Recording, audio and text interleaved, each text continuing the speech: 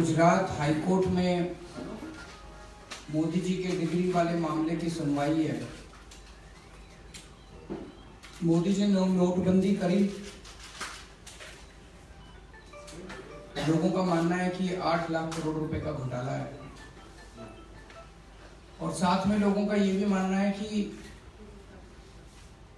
चूंकि मोदी जी कम पढ़े लिखे हैं, उनको समझ ही नहीं थी कि वो कर क्या रहे हैं। उन्होंने बिना किसी से सलाह किए और बिना समझे इतना बड़ा कदम उठा लिया जिससे पूरे देश की अर्थव्यवस्था चरमरा गई है। लोगों के व्यापार बंद हो रहे हैं, धंधे बंद हो रहे हैं और अभी भी अपनी जिद पे अड़े हुए हैं, इसको वापस नहीं लेना चाहते। वो समझ ही नहीं पा रहे कि इसके कितने बड़े दुष्परिणाम हो सकते हैं। तो अब लोग जानना चाहते हैं कि आखिर मोदी जी कितने पढ़े लिखे हैं। अपने भाषणों में वो कहते रहे हैं कि मैं स्कूल के बाद कॉलेज नहीं गया, लेकिन फिर उन्होंने दिखाया कि मैंने कॉरेस्पॉन्डेंस से डिग्री करी थी, लेकिन बाद में निकल के आ रहा है कि उनकी डिग्री फर्जी है। सेंट्रल इंफॉर्मेशन कमीशन ने ऑर्डर पास किए थे कि वो डिग्रियों से संबंधित जितने भी कागजात और रिकॉर्ड्स हैं वो अरविंद केजरीवाल को दिखाए जाएं। अगर डिग्री सही है तो उनको दिखाने में क्या हर्ज है। मेरी डिग्री के बारे में लोग IIT खड़गपुर में आके डालते हैं, मेरे पास आती है चिट्ठियां IIT खड़गपुर की, दिखा दें। मैं कहता हूं दिखा दो जी, सारा दिखा दो। प्रधानमंत्री जी अपनी डिग्रियों को क्यों छुपा रहे हैं? प्रधानमंत्री जी ने गुजरात हाई कोर्ट में स्टे ले लिया गुजरात यूनिवर्सिटी को कह के कि डिग्री नहीं दिखाई जाएंगी, तो स्टे क्यों ले रहे हैं? और आज जो प्रधानमंत्री जी का जो सबसे खास वकील है तुषार मेहता, उसको दिल्ली से भेजा है आर्ग्यू करने के लिए कि डिग्री नहीं दिखाई जाएंगी। तो इससे मन में शक पैदा होता है कि वाकई प्रधानमंत्री जी की डिग्रियां फर्जी हैं। हम पहले भी कह रहे थे और अब ये शक और पुख्ता होता जा रहा है कि प्रधानमंत्री जी की डिग्रियां फर्जी हैं। अगर प्रधानमंत्री जी की डिग्रियां सही हैं, देश के लोगों को यह जानने का अधिकार है कि उनका प्रधानमंत्री कितना पढ़ा लिखा है। ये तो सबसे मौलिक अधिकार है। लोग जानना चाहते हैं कि इतने बड़े बड़े जो कदम उठा रहे हैं वो बिना सोचे समझे उठा रहे हैं। पूरे देश को उन्होंने मुसीबत में डाल दिया है। लोग लंबी लंबी लाइनों में खड़े हुए हैं। क्या वो अर्थव्यवस्था समझते भी हैं, या उन्होंने ऐसे ही बिना किसी से सोचे समझे बस अमित शाह से सलाह करके और पूरे देश को उन्होंने गर्त में धकेल दिया? तो मैं मांग करता हूं कि आज गुजरात हाई कोर्ट में तुषार मेहता, मोदी जी के वकील, जाके कहें कि हम डिग्री दिखाने के लिए तैयार है जी, डिग्री सही है। दूध का दूध पानी का पानी हो जाएगा। अगर डिग्री सही है तो दिखा दें। दूसरा, अब ये 12.5 लाख करोड़ रुपए तो इकट्ठे हो गए। हम मांग करते हैं कि इसमें से एक भी पैसा मोदी जी अपने अमीर दोस्तों के लोन माफ करने के लिए खर्च ना करें। जैसा कि विजय माल्या के 1200 करोड़ रुपए पिछले हफ्ते माफ कर दिए, एक भी पैसा अब अमीर दोस्तों के माफ नहीं होने चाहिए। देश के सारे छोटे व्यापारियों के और किसानों के सारे लोन माफ कर दो। ये हम लोग मांग करते हैं प्रधानमंत्री जी से कि किसानों के और व्यापारियों के, छोटे व्यापारियों के सारे लोन इस पैसे से माफ होने चाहिए। जो पैसा इतनी तकलीफ के साथ लाइनों में लग लग के लोगों ने, कितने लोगों की मौत हो गई है, इतनी तकलीफ के साथ लोगों ने जमा कराया है, उस पैसे से जनता का भला होना चाहिए, ना कि मोदी जी के अमीर दोस्तों का। अगर कोई इस पर प्रश्न है तो सवाल आपसे है, लेकिन जो चीजें चल रही है उन पर है।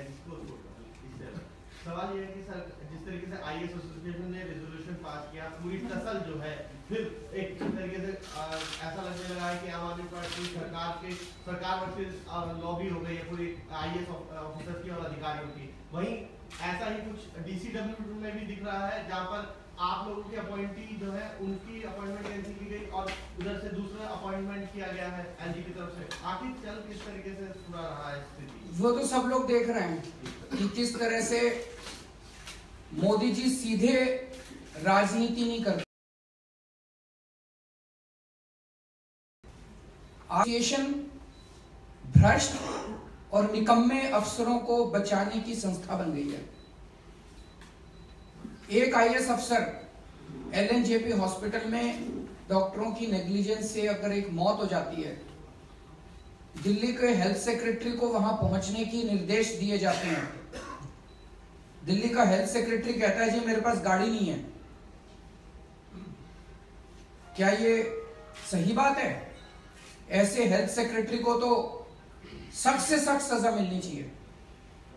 ऐसी सजा मिलनी चाहिए कि भविष्य के अंदर कोई आईएएस अफसर इस किस्म की इनसेंसिटिविटी ना दिखा सके। अगर दिल्ली के अंदर चिकनगुनिया फैला है, बीमारियां फैली और हेल्थ सेक्रेटरी 15 दिन की छुट्टी लेके चला जाता है, क्या उसे बचाया जा सकता है? बिल्कुल नहीं बचाया जा सकता। तो ऐसे निकम्मे, भ्रष्ट और इनसेंसिटिव आईएएस अफसरों को बचाने के लिए अगर आईएएस एसोसिएशन काम कर रही है तो वो पूरी आईएएस सर्विस के ऊपर धब्बा लगा रही है आईएएस एसोसिएशन। मैं पूछना चाहता हूं आईएएस एसोसिएशन से, क्या उन्होंने चर्चा करी कि मोहल्ला क्लिनिक के ऊपर एलजी साहब ने फाइलों पे रोक लगा दी है, उसके बारे में क्या किया जाए? क्या उन्होंने चर्चा करी कि दिल्ली की सारी अनऑथराइज्ड कॉलोनीज के विकास के ऊपर एलजी ने रोक लगा दी है फाइलों पे, उस पे क्या किया जाए? क्या उन्होंने पब्लिक इंटरेस्ट के एक भी मामले के ऊपर चर्चा करी? नहीं करी। तो उन्हें पब्लिक से कोई लेना देना नहीं है। मेरा घोड़ा, मेरा गाड़ी, मेरा बंगला, बस इतना चाहिए। तो पूरी की पूरी जो आईएएस सर्विस जब मैंने ज्वाइन की थी उस टाइम लोग कहा करते थे कि आईएएस में जा रहे हैं, आईआरएस में जा रहे हैं, देश की सेवा करेंगे। अब सेवा तो गई कहीं और। अब तो यह है कि जो भ्रष्टाचार करे उसके खिलाफ काम, उसके खिलाफ एक्शन होगा तो सारी आईएएस एसोसिएशन खड़ी हो जाती है। चोरी और सीना जोड़ी ये बर्दाश्त नहीं करेंगे। उसमें हो गया बस। मैंने बोल दिया सर, एक बार और मेरा उठा लेना यूट्यूब के ऊपर है। Thank you. हाँ जी, क्या उनका रिकॉर्ड से आप लोगों ने देखा है कि पहले भी वो रिकॉर्ड रहता रहा है, लेकिन दिल्ली आके ये नहीं, कई सारे ऑफिसर्स का है। ऑफिसर्स को प्रोवोक किया जा रहा है। एंटी करप्शन ब्रांच कल हमारे पास आ जाएगी, सारे सीधे हो जाएंगे। मुझे पता है कौन कौन पैसा खा रहे हैं। एंटी करप्शन ब्रांच आज हमारे पास नहीं है। इनको सीबीआई का डर दिखाया जा रहा है, एंटी करप्शन ब्रांच का डर दिखाया जा रहा है, पुलिस का डर दिखाया जा रहा है और कहा जा रहा है केजरीवाल के खिलाफ बगावत करो। ब्यूरोक्रेसी को और एलजी को मोहरा बना के नरेंद्र मोदी जी दिल्ली की आम आदमी पार्टी सरकार से बदला ले रहे हैं और कुछ नहीं है। आईएएस अफसरों की हिम्मत है किसी देश के आप ये बताओ कि पूरे देश के अंदर आईएएस अफसरों से कितनी बदतमीजी की जाती है? हमने तो आज तक कभी किसी से बदतमीजी नहीं की। हमने क्या कहा था? उस आईएएस अफसर को कहा था 9 बजे कि भैया एलएनजेपी अस्पताल पहुंचो, एक आदमी की मौत हो गई। और आईएएस अफसरों की एसोसिएशन ने मीटिंग बुला ली कि हमको 9 बजे बुलाते हैं। तो 9 बजे क्या 24 घंटे बुलाएंगे? अगर कोई रात को 2 बजे भी बुलाएंगे?